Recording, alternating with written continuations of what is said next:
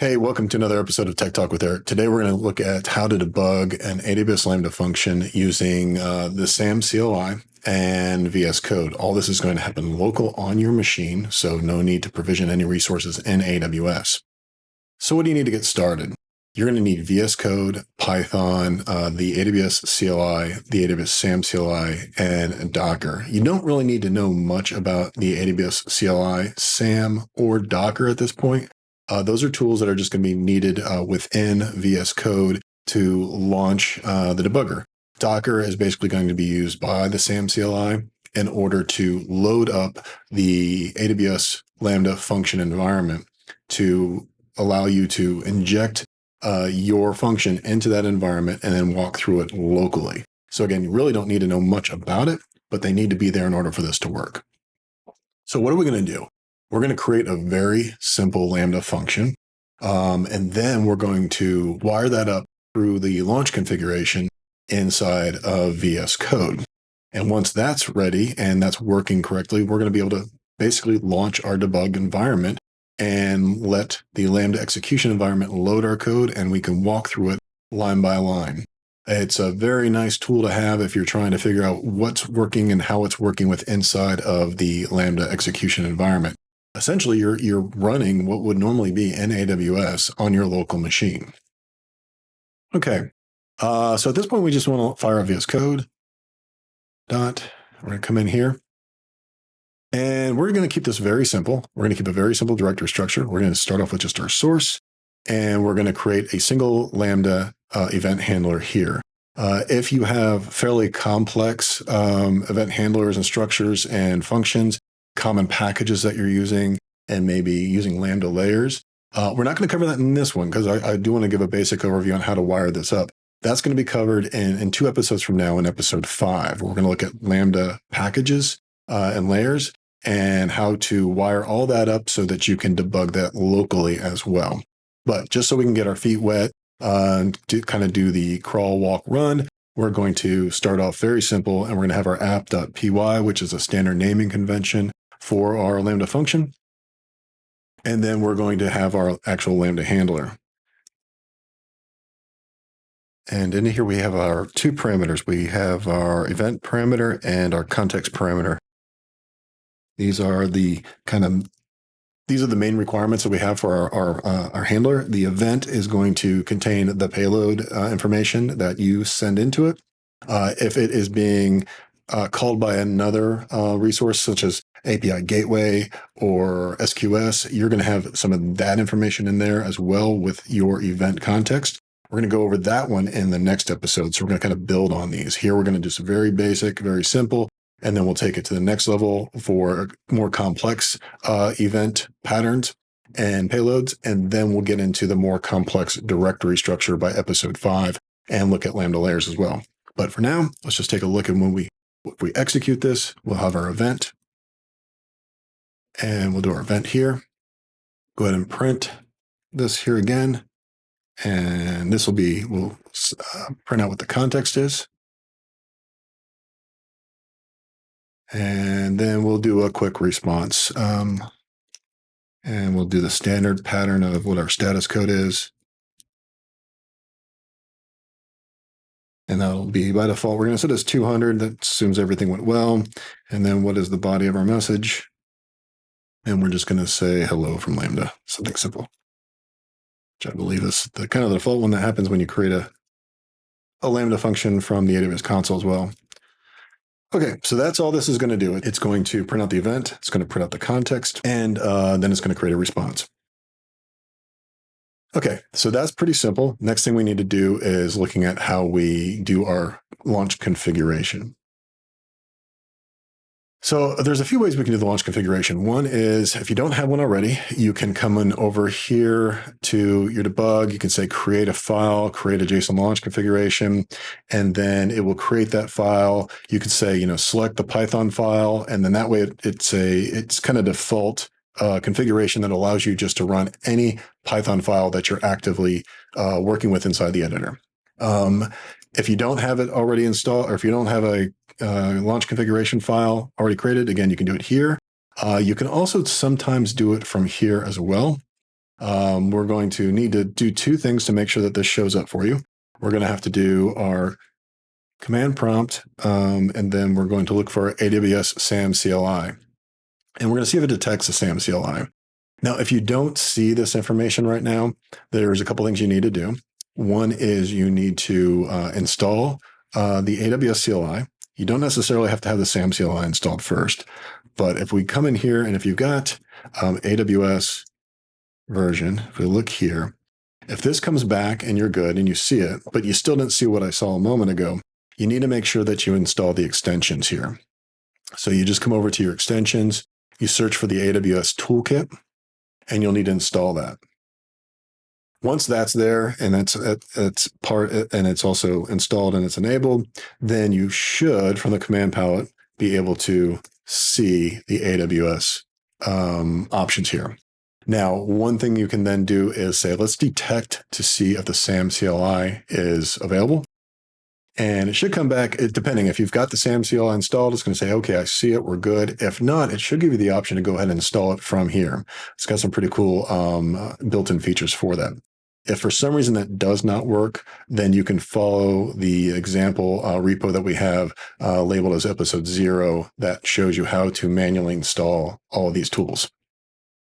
Okay, so from that point, let's say, hoping, fingers crossed, that you've got everything there, that you've got the AWS SAM CLI and the AWS CLI to where you can open up your command prompt again, and you can come in here and you can say, add SAM debug configuration.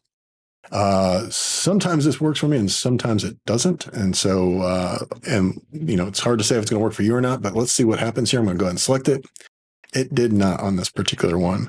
I don't know why that happens, other than it just doesn't seem to want to play nice sometimes. And I could literally open up another project and probably get this thing going. Try it one more time to see if anything happens in here. Oh, no. Maybe I did the detection there. We'll try it one more time and to add, and it does not. Okay, if it worked, a wizard would pop up and it would ask, what function do you want to link it to? And it would have seen this, it probably even said the line number, and would have selected that. And then it would ask, what runtime language do I want? And then I would probably, select like Python 3.10 or 3.9. And once you did those selections, it should then open up the launch configuration file. But if that doesn't work, or if you already have a launch configuration file and that didn't work, then you can come over here and you can say, go ahead and create one, and go ahead and just create the default Python configuration file.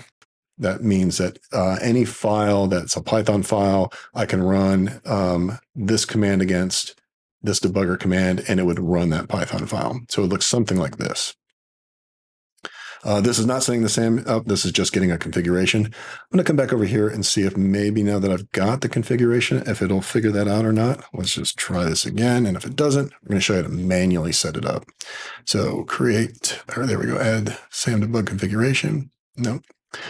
Don't know why. So things you have to learn to live with.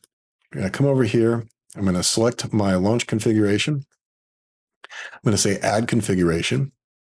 And I'm going to say, I've got a few options here for SAM. I've got the API gateway, I've got a direct Lambda handler, and a template-based Lambda invoke. We're going to do this one later on, as well as this one later on. Today, we're focusing on the direct Lambda handler. So as soon as I selected that, it created this for me. And this is just basically a configuration to launch my Lambda handler. If I save this real quick, it's going to show up over here in my list. So I've got the current one that it already created. Now I've got this invoke Lambda handler, which is this guy right here. So let's assume that my Lambda handler, I'm going to create it, and my function is probably going to be my login function. Okay. So I'm just going to name it friendly here so I can easily find it and navigate to it over here when I want to launch it. So that's the first part of it. If you were to try to execute this now, we should probably get an error. So, we can just go ahead and see what happens here. Looks like I'm going to get some SAM errors.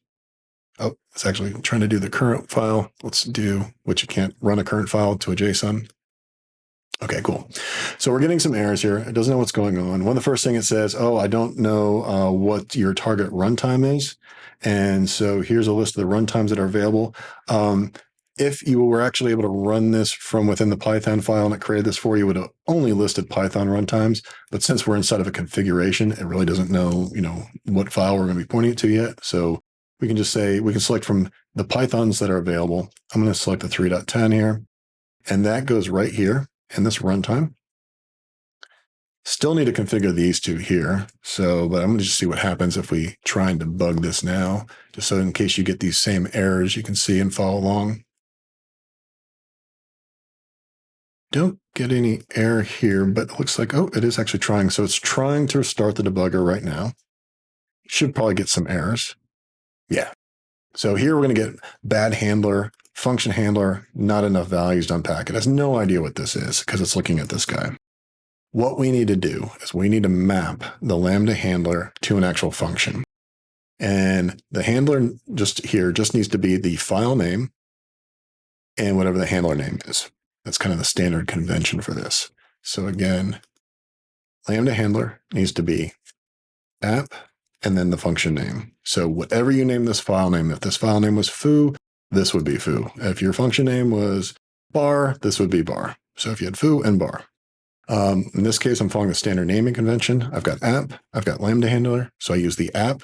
We don't use the py extension, and Lambda handler. Next, we need to say, where is our project root? This can be a little bit deceiving because it's, project root is here, but it really needs to know all the way down to the path of where this file exists. So in our case, it's in source. So it's under our workspace folder and source.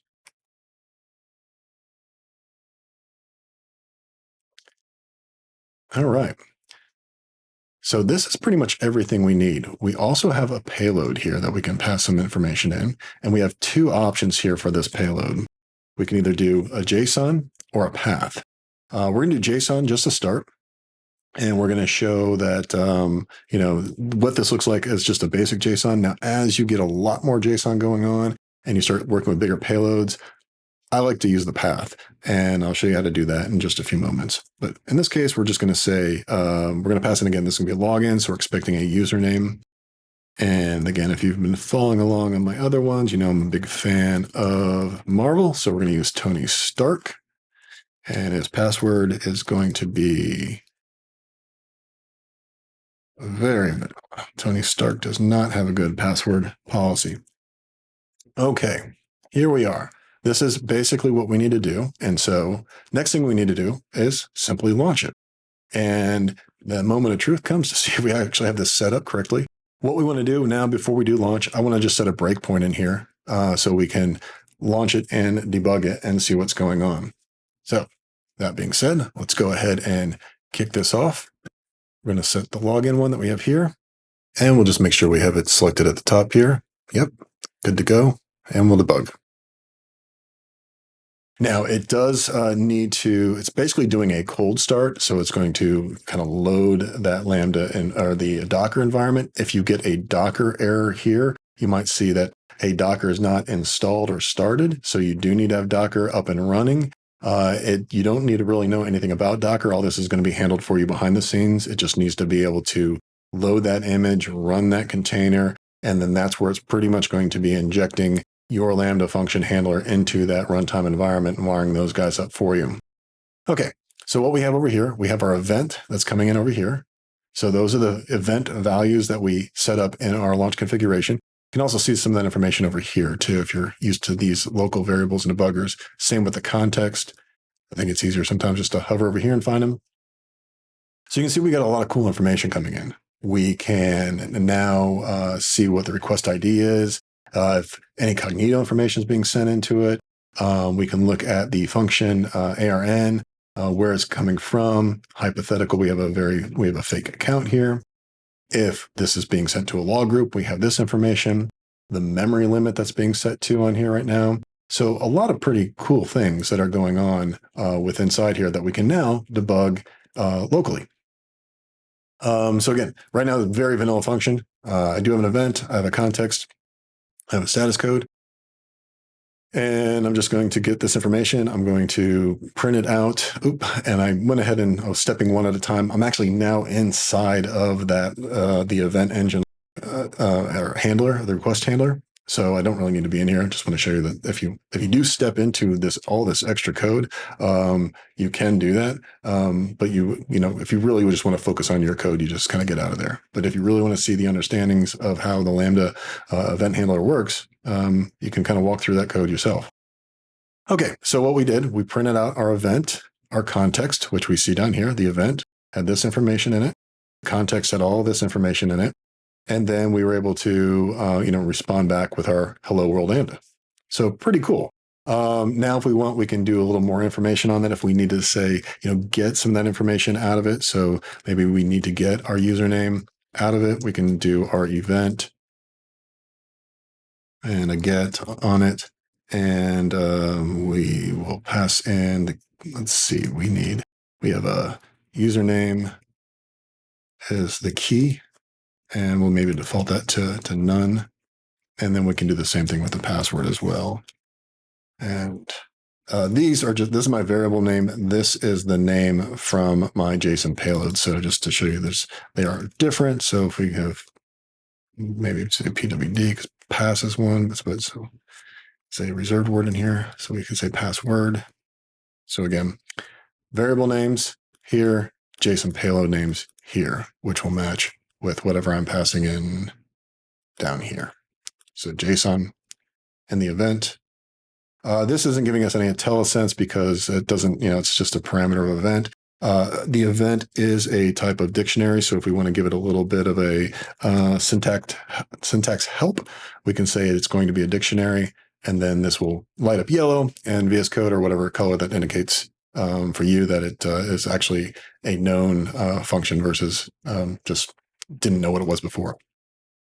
So now we could, attempt to say, if we had a login function somewhere, we could actually pass in the username and password, let's say, and, maybe it was a success, would be something like, if it worked, or a result, whatever, how you wanted to do that particular function.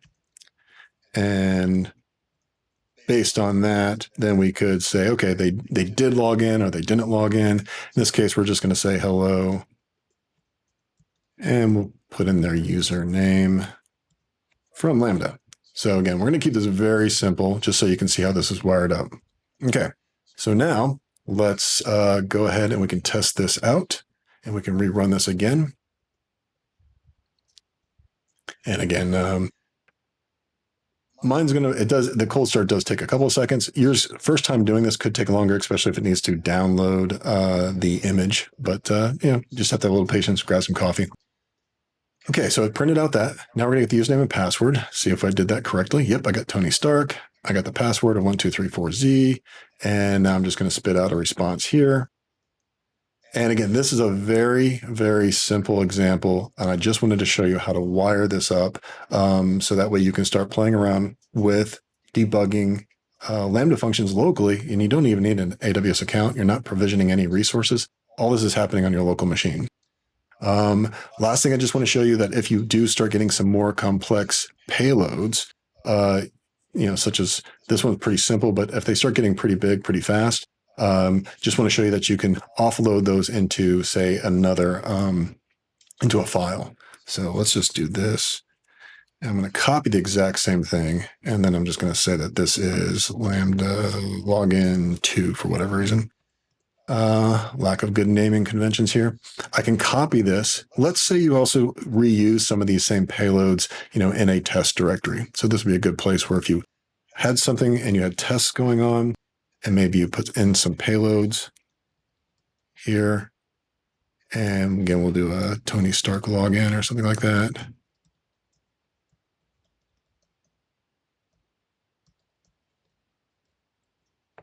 So maybe, and just to show you that's a little bit different, it's reading from the file, we'll add it a little bit more to his login. We have this, still pointing to the same handler. We're just passing it a different payload here, but we're not doing that yet.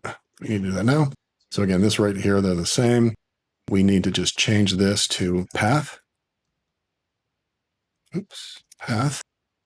And it needs to just go to a specific path. You can do like a dot tests and then everything. But depending on your environment, dot may or may not work the best. So it's always good to grab the workspace folder, and then you just follow that path. So where's it's going to test, payloads, and then the Tony Stark login.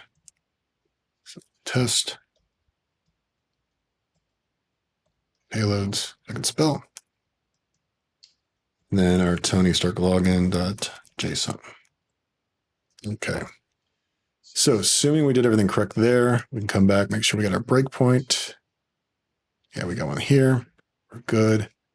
Our debugger should now have 2 Lambda functions that we can invoke. So we got our normal one, and we have our one with our new payload that is pointing to a file.